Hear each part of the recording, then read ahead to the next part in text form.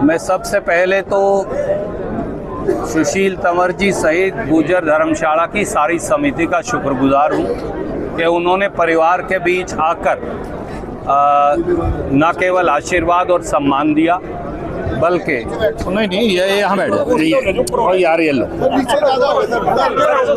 Sir ठीक है जी नीचे ज्यादा हो गए सर। तो उन्होंने ये मौका दिया समाज से बात करने का और समाज ने जो प्यार सम्मान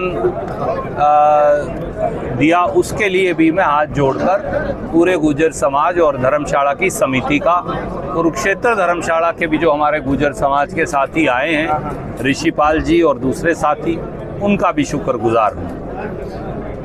मैंने सिर्फ 2-3 बातें कही राजनीति से ऊपर उठकर। आज हरियाणा बहुत गंभीर संकट से गुजर रहा है। सबसे बड़ा संकट जैन जी का है, जिन्हें आप नौजवान कहते हैं। उनका ये एक शब्द है जो आजकल इस्तेमाल करते हैं हम सब।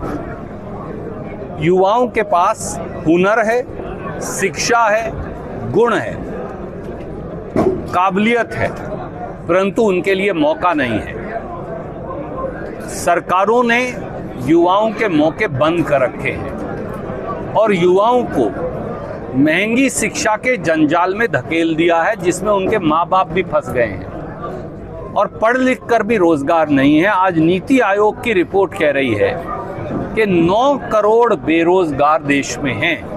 ये मैं नहीं कह रहा, ये केंद्रीय सरकार की रिपोर्ट कह रही है। असल में ये संख्या 20 और 25 करोड़ है। तो ये बेरोजगार कहाँ जाएंगे, ये एक चिंता का विषय है। दूसरा, हरियाणा खेती प्रधान क्योंकि प्रदेश है, तो यहाँ उत्पादकता डबल करने, सिंचाई और पीने के पानी की व्यवस्था करने, बिजली की व्यवस्था करना सरकार की जिम्मेवारी है। पर 12 साल में सरकार ने ना इस बारे में कोई सोचा, ना इस बारे में कोई क्रियान्वयन किया। इसलिए समाज को इस बात का आह्वान किया कि हमें जिस तरह की आज जैसे गुर्जर धर्मशाला है, इन सबको समाज के जो प्रबुद्ध लोग हैं उन्हें द्योतक बदलाव का एजेंट बनकर सरकारों को मजबूर करना पड़ेगा इन बातों पर सोचने।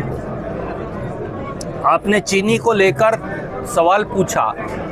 सच्चाई ये है कि चीनी देश में अब कड़वी हो गई है और गरीब का बजट को पूरी तरह से तोड़कर उसके बजट को झचकोर कर रख दिया है। इसके लिए कोई जिम्मेवार है तो आज की सरकार जिम्मेवार है। आप मुझे बताइए, चीनी मिलों को मुनाफा कमवा रहे हैं आप E20 पेट्रोल के माध्यम से, तो चीनी तो सारी डाल दी तेल के अंदर।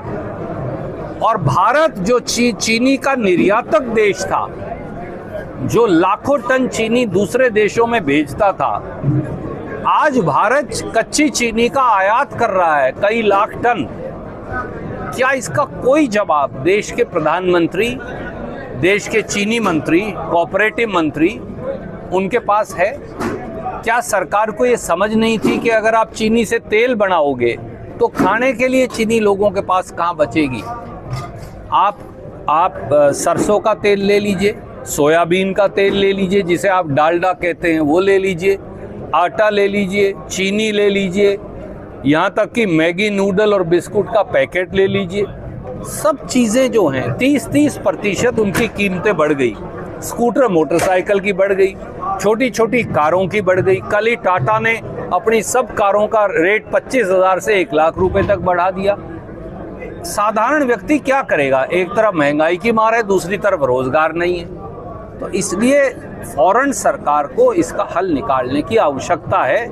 लोगों की जिंदगी और चीनी दोनों कड़वी करना बंद करें।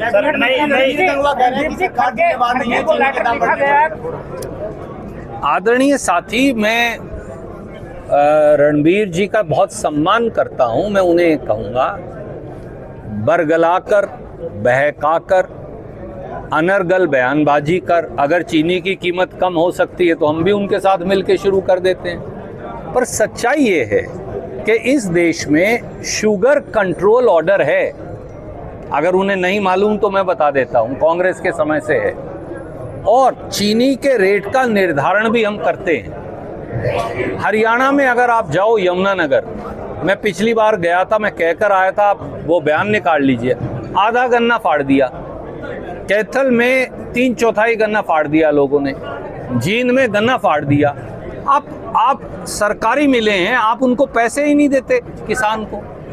किसान क्यों लगाएगा गन्ना जब उसको एक एक साल गन्ना बेचने के बाद पैसा नहीं मिलेगा फसल का, तो वो क्यों लगाएगा? सबने गन्ना फाड़ दिया।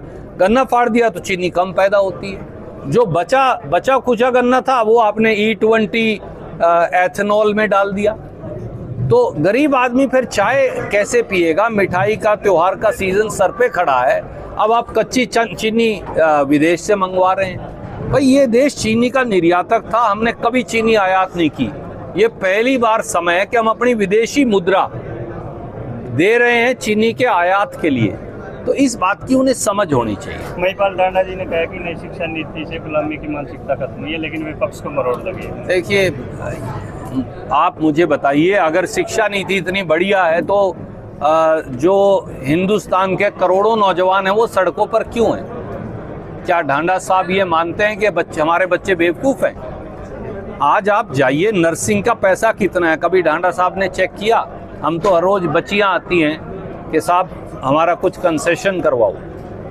1.5-2 लाख रुपया की फीस है नर्सिंग की। इंजीनियरिंग कॉलेज की फीस जो है वो 80,000 से 2 लाख 3 लाख तक है। हर कोर्स की फीस हजारों और लाखों में है। किसी गरीब का बेटा या बेटी कैसे फीस देगा? उसके माँ बाप कहाँ से देंगे? मजदूर का, बगैर जमीन के मालिक का, रोज रोटी कमाने वाले का, उनके बच्चे पैसे कहाँ से दें? आज तो बच्चों के लिए पढ़ाई अपने आप में एक मुसीबत बन गई है।